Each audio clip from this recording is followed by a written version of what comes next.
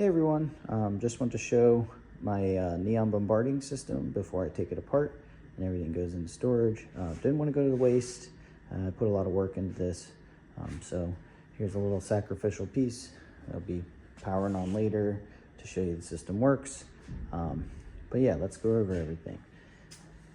So coming in, we have our power, which is 4-3 wire copper, and that's 4-gauge wire powered on an 80 amp breaker.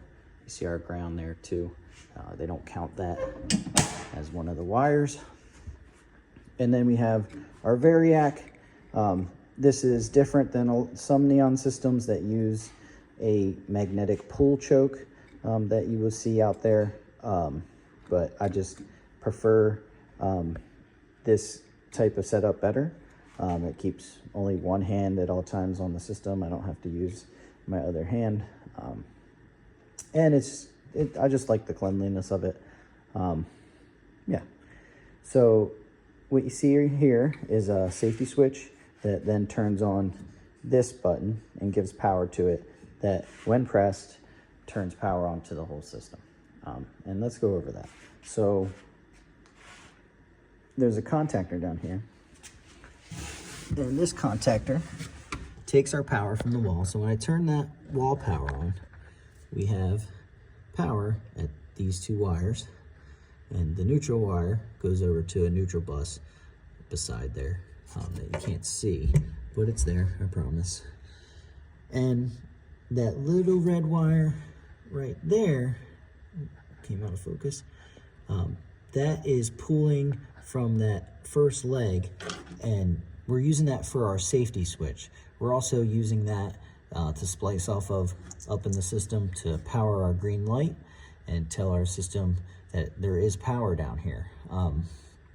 And once I take that power and pull it out, it's up there, but also when I hit that button right here, it comes back to the contactor, which is also on that shared neutral bus line.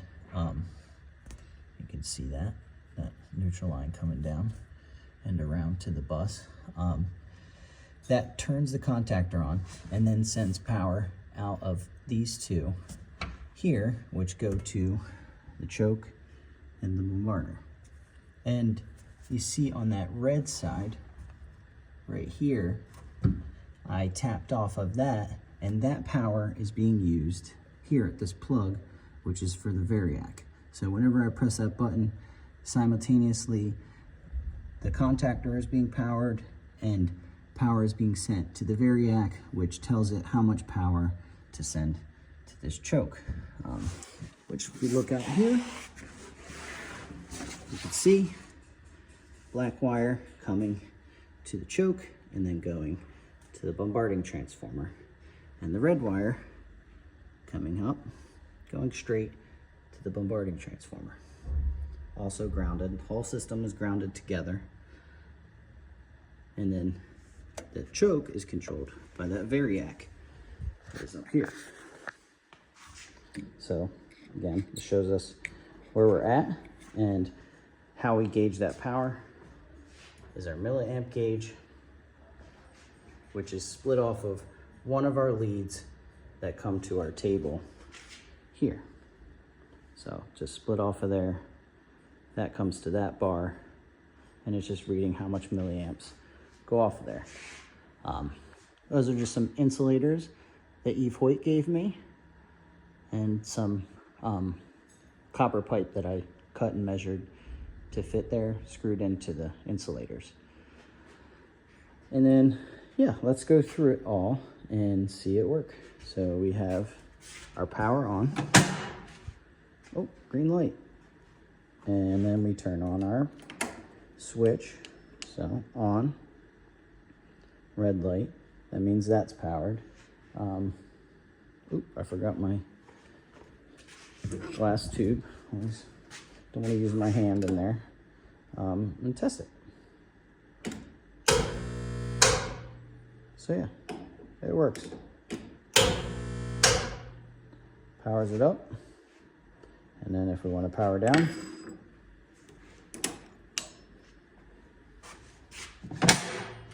and safe to touch anything again. I do like the system a lot. It's very clean. Yeah, trying to think if I missed anything. Feel free to ask me any questions. But just wanted this to be out there so people kind of understand the simplicity kind of the Neon system. And the more complicated aspect of this is really where you're splicing these lights in.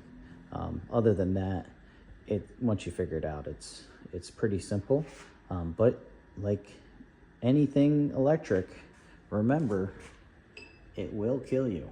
So don't fool around unless you've read some stuff. Do your homework and ask some professionals questions. Yeah.